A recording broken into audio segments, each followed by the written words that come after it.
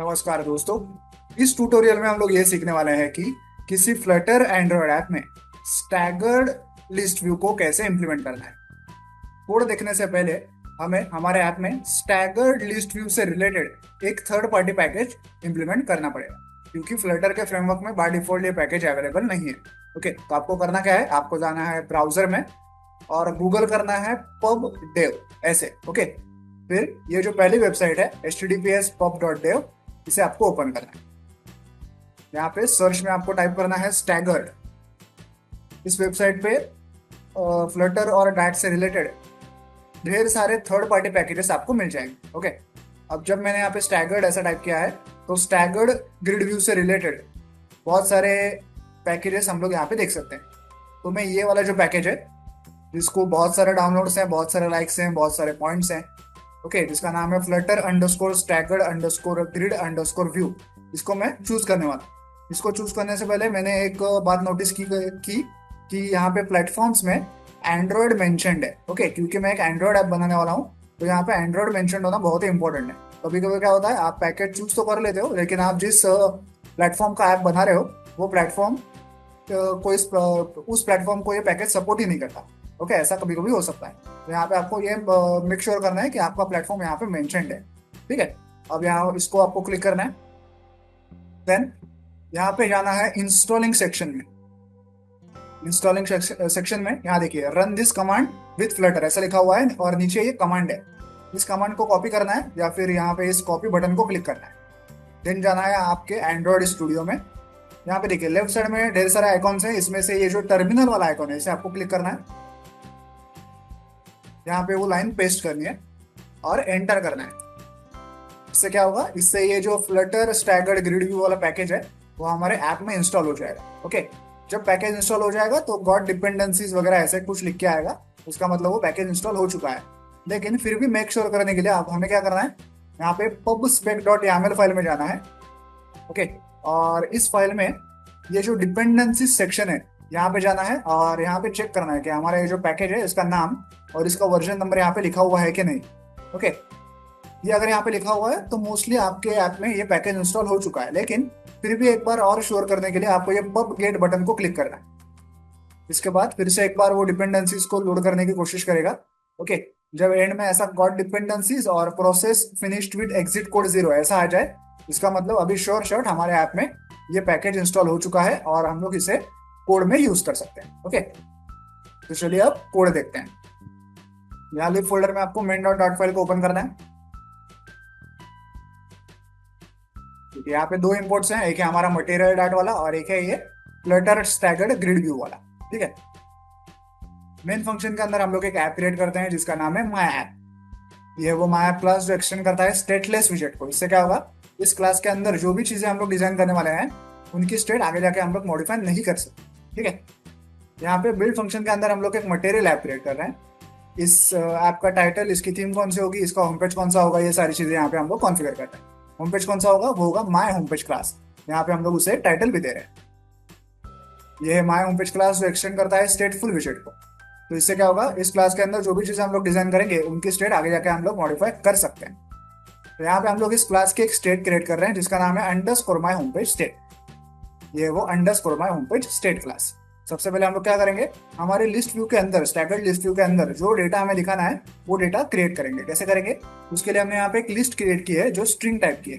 ये है उसका वेरिएबल और इसके अंदर वो सारा डेटा है। ओके, क्या क्या डेटा है देखिए, ABCD डेटा में भरा हुआ है। ओके, Z तक डेटा में भरा हुआ है और कुछ कुछ एलिमेंट्स में मैंने एक ही लेटर बार बार लिखा हुआ है ताकि थोड़ा स्टैगर्ड वाला फील आए। ओके, तो ये BBB ऐसा एक के नीचे एक मैंने लिखा हुआ है, FFF ऐसा एक के नीचे एक मैंने लिखा हुआ है, ताकि कुछ सेल्स जो है हमारे स्टैगर्ड लिस्ट में वो थोड़े से बड़े दिखाई दे बाकी सेल्स से, ताकि थोड़ा स्टैगर्ड लिस्ट व्यू वाला फील आ जाए। ठीक है, तो ये डेटा हम लोग हमारे लिस्ट व्यू में लोड करने वाले हैं आगे जाकर। तो अब जाते हैं UI क्रिएशन पे। बिल्ड फंक्शन के अंदर हम एक स्कैफोल्ड विजेट का यूज करेंगे। ये पूरे यूजर इंटरफेस का बेस होगा। ओके, इसके ऊपर सारा UI क्रिएट किया जाएगा। अब स्कैफोल्ड विजेट के दो इंपॉर्टेंट एट्रीब्यूट्स होते हैं, एक है ऐप बार एट्रीब्यूट, एक है बॉडी एट्रीब्यूट।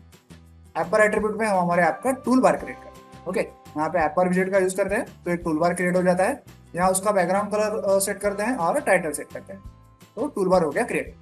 और बॉडी एट्रीब्यूट में क्या है, बॉडी एट्रीब्यूट में है masonry grid view dot count विजेट। ओके, इससे क्या होगा, इससे एक स्टैगर्ड लिस्ट व्यू तैयार होता है।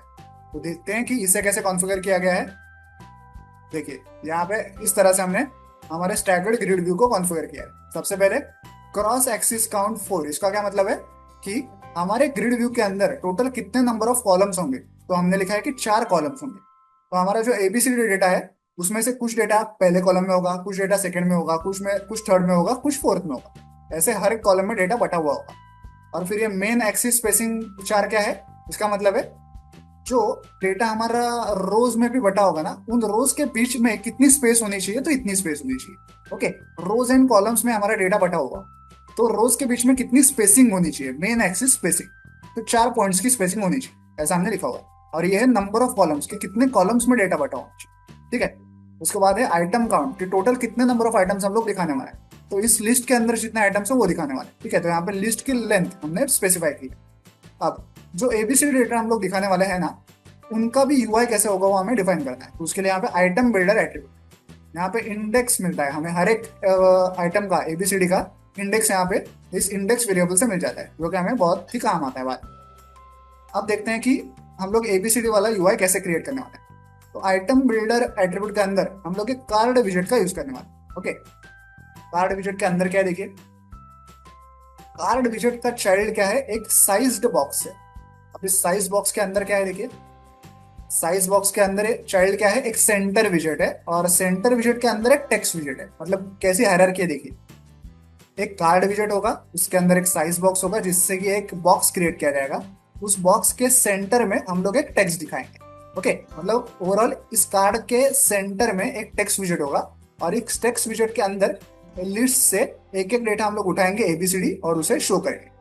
उस टेक्स्ट को हम लोग सेंटर अलाइन करेंगे, उसे थोड़ा सा स्टाइलिंग करेंगे, उनकी उसकी फॉन्ट साइज वगैरह वगैरह।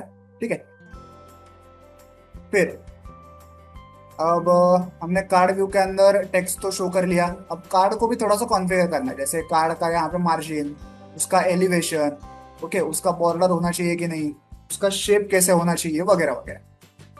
तो यहाँ की शेप कैसे होना चाहिए, राउंडेड रेक्टेंगल बॉर्डर, ये एट्रीब्यूट हमने, ये विजेट हमने यूज किया है। तो हमारा जो कार्ड भी होगा उसके जो कॉर्नर्स होंगे वो थोड़े से राउंडेड होंगे।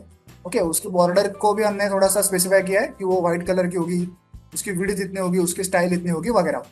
ठीक है, तो यहाँ पे हमने इस कार्ड को भी थोड़ा सा मॉडिफाई किया है। तो ओवरऑल हमारे एबीसीडी डेटा का यूआई ऐसे होगा, कार्ड व्यू होगा और उसके बीचों बीच एक बॉक्स क्रिएट किया गया होगा जिसके अंदर सेंटर में हमारा ये टेक्स्ट दिखाया जाएगा। ओके, तो आई होप आप ये पूरा कोड समझ गए होंगे। तो चलिए अभी इस ऐप को मोबाइल डिवाइस पर रन करके इसे प्रैक्टिकली चेक करते हैं। तो देखिए ऐप जो है मोबाइल डिवाइस पर रन हो चुका है। आप स्क्रीन के ऊपर एक लिस्ट भी देख सकते हैं जो कि स्टैगर्ड टाइप का है। ओके, टोटल 4 कॉलम्स हैं, 4 कॉलम्स में हमारा डेटा बटा हुआ है। और कुछ कुछ आइटम्स देखिए, जैसे बी और एफ है और जे है, इनमें कुछ ज्यादा ही डेटा भरा हुआ है, तो उनके सेल्स बड़े बड़े हैं, बाकी सेल्स सब नॉर्मल साइज के हैं। ओके, तो इस प्रकार से आप एक स्टैगर्ड लिस्ट व्यू को इम्प्लीमेंट कर सकते हैं एक फ्लटर एंड्रॉइड ऐप में। वीडियो में दिखाई गए इस कोड को डाउनलोड करने के लिंक मैंने वीडियो के नीचे डिस्क्रिप्शन बॉक्स में दे दिया, आप चाहे तो वहां से कोड डाउनलोड कर सकते हैं। वीडियो को एंड तक देखने के लिए धन्यवाद, थैंक यू।